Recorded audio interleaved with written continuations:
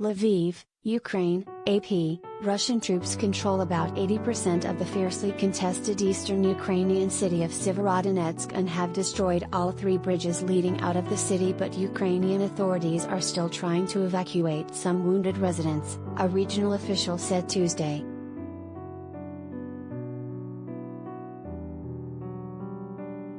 Serhiy Haidai, governor of the eastern Luhansk region, acknowledged that a mass evacuation of civilians from Sieverodonetsk now is simply not possible due to the relentless shelling and fighting in the city. Ukrainian forces have been pushed to the industrial outskirts of the city because of the scorched earth method and heavy artillery the Russians are using, he said.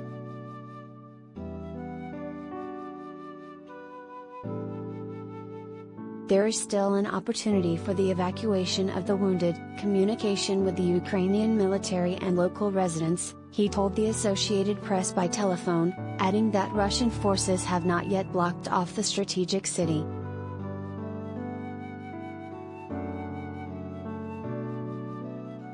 About 12,000 people remain in Sieverodonetsk compared to its pre-war population of 100,000. More than 500 civilians are sheltering in the Azov chemical plant, which is being relentlessly pounded by the Russians, according to Haidai.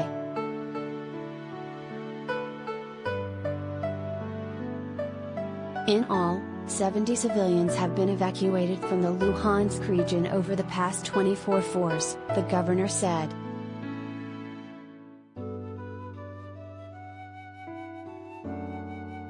Russian forces in the last few weeks have pressed hard to capture Ukraine's eastern Donbas area, which borders Russia and is made up of the regions of Luhansk and Donetsk. It is the industrial heartland of the country.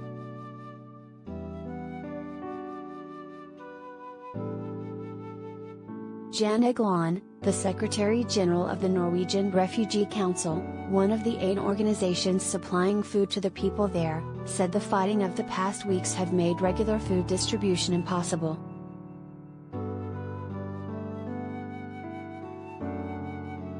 The situation is difficult, Ukrainian President Volodymyr Zelensky said in a news conference on Tuesday with Danish media.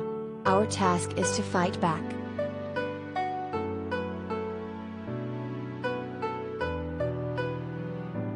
_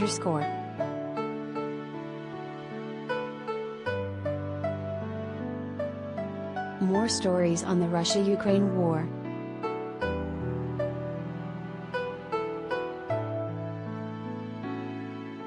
Ukrainians use humor to cope with the trauma of war.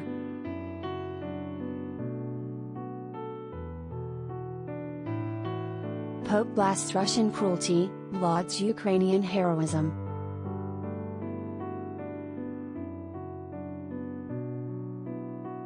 Bucolic Ukraine forest is site of mass grave exhumation.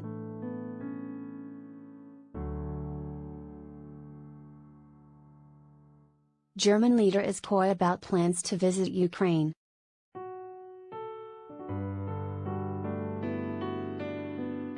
_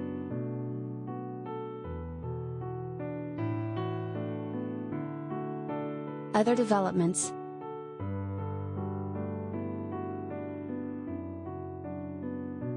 Ukrainian authorities said Tuesday that they have received the bodies of 64 Azovstal defenders in yet another body swap with Russia.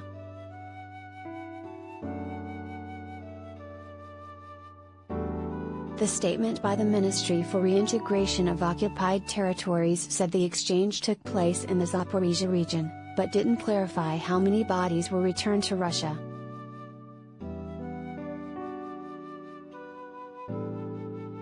It was one of the several body swaps the warring sides have conducted.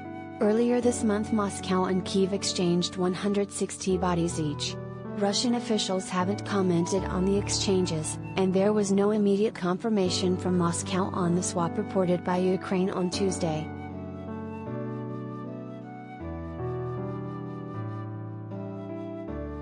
_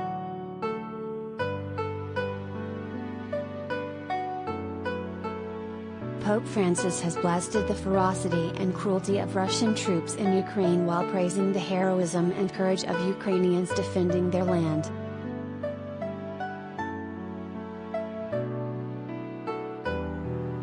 Francis made some of his most pointed comments about the war in a meeting with European editors of Jesuit journals last month, excerpts of which were published Tuesday in Italian dailies La Stampa and Denier.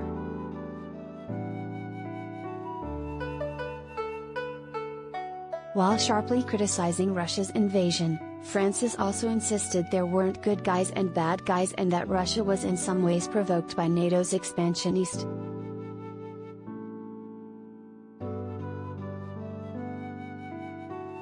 Someone might say at this point, "But you are in favor of Putin." "No, I'm not," Francis said.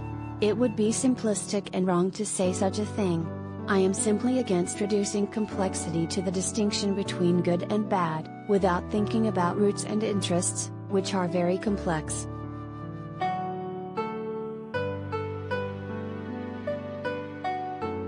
At the same time, Francis praised the courage of Ukrainians and reasserted their right to defend themselves while blasting what he said was the financial interest in the war by weapons manufacturers to test and sell weapons.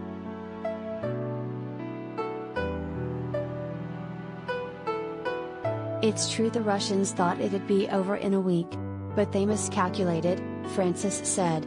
"They found a courageous people, a people who were fighting to survive and have a history of fighting."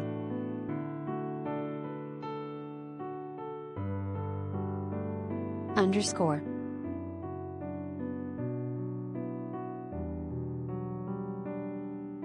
Ukraine says that its air defense system shot down 2 Russian cruise missiles targeting the Odessa region.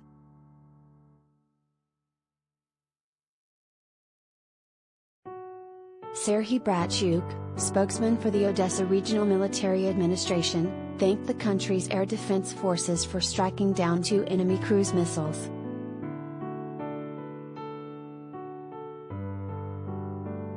There was no independent confirmation and it was not clear if any missiles hit their targets.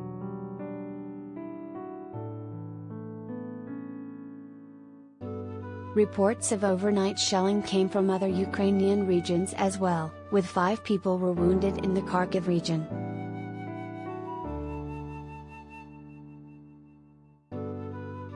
Day after day, Russia is pounding the Donbas region of Ukraine with relentless artillery and air raids, making slow but steady progress to seize the industrial heartland of its neighbor.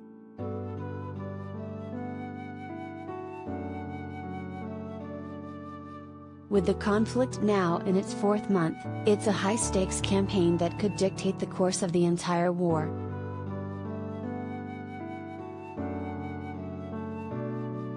If Russia prevails in the Battle of Donbas, it will mean that Ukraine loses not only land but perhaps the bulk of its most capable military forces, opening the way for Moscow to grab more territory and dictate its terms to Kyiv.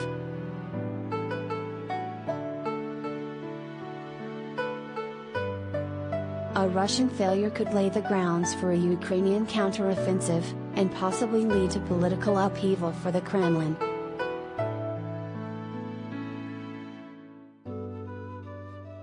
Underscore.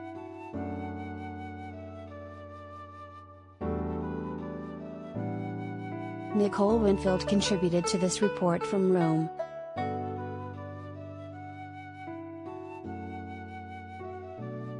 Underscore.